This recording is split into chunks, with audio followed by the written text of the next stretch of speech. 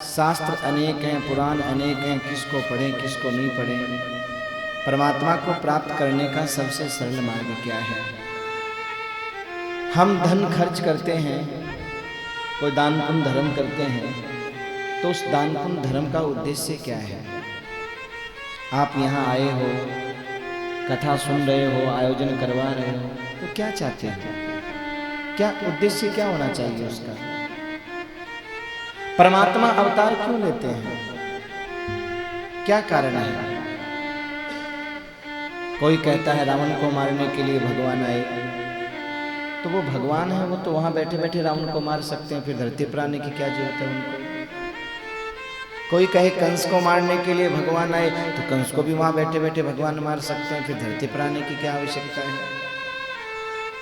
और भगवान आए तो भगवान ने कितने अवतार लिए?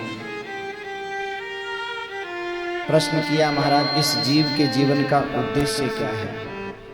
क्यों धरती पर आया है ये जीव? हाँ, केवल इसलिए कि पैदा हो जाओ, शादी विवाह कर लो, बाल बच्चे पैदा कर लो, कमा लो, खा लो और मर जाओ? क्या यही जीव का उद्देश्य है? जीव के जीवन का उद्देश्य क्या है? और अगला प्रश्न किया कि जब भगवान श्री कृष्ण धराधाम को छोड़ करके चले गए, तो फिर धर्म किसकी शरण में गया? सूत जी महाराज बोले, हे सोनकादि महात्माओं, तुम प्रश्न पर प्रश्न किए जा रहे हो, मैं उत्तर दिए जा रहा हूँ, लेकिन मैंने अपने गुरुदेव सुखदेव महामुनि की वंदना तो की ही नहीं। मैं पहले अपने गुरुदेव सुखदेव महामुनि की वंदना करूँगा और उसके बाद मैं आपके प्रश्नों का उत्तर दूंगा। तो भागवत के प्रथम स्कंद के दूसरे अध्याय के और दूसरे श्लोक में सुखदेव महामुनि की यहाँ वंदना की गई है। यम प्रजंतमनुपेतमपेत कृत्यम द्वेपायनो विरह कातरया जुहाव पुत्रेति तन्मयतया तरवो विनेदुस् तम सर्वभूत हृदयं मुनिमानतोऽस्मि। जो सर्वभूत हृदय श्री सुखदेव महामुनि हैं, जो अपनी मां के गर्भ में,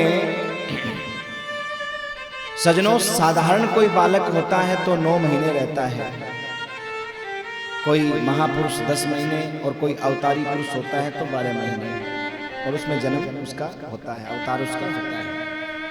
लेकिन यहाँ तो सुखदेव जी महाराज 12 महीने नहीं 12 वर्ष बीत गए, पर मां के गर्भ से बाहर नहीं आ रहे हैं।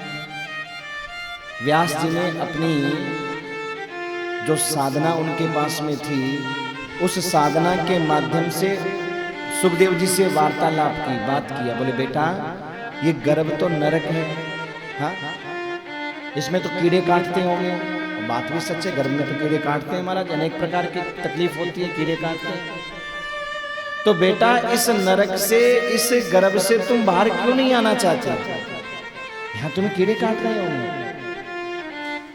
सुखदेव जी महाराज ने बहुत सुंदर उत्तर दिया, पिताजी, कीड़े तो गर्भ में भी काट रहे हैं और कीड़े गर्भ से बाहर आने के बाद भी काटते हैं।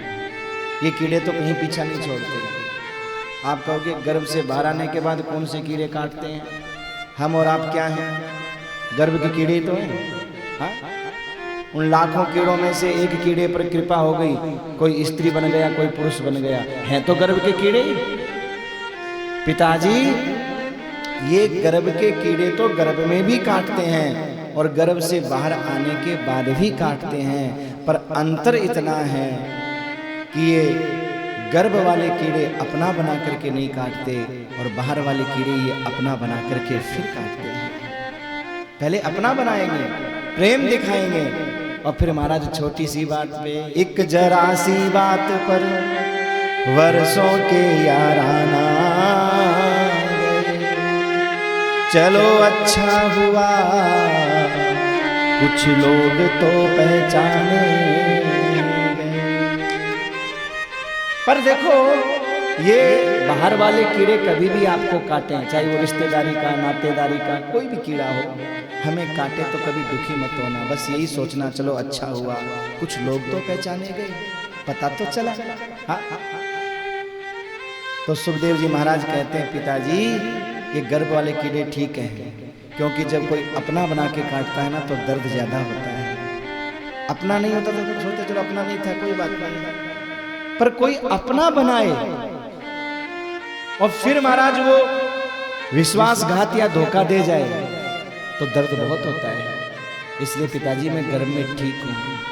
अंत में महाराज बहुत बातें होने के बाद में जब सुखदेव जी ने कहा कि भगवान स्वयं आकर के मुझे कहे कि मेरी माया नहीं सताएगी, ये संसार की माया बड़ी कठिन है महाराज। हाँ दुनिया के सारे बंधन तोड़े जा सकते हैं, लेकिन ये मोह ममता का बंधन बड़ा मुश्किल है महाराज।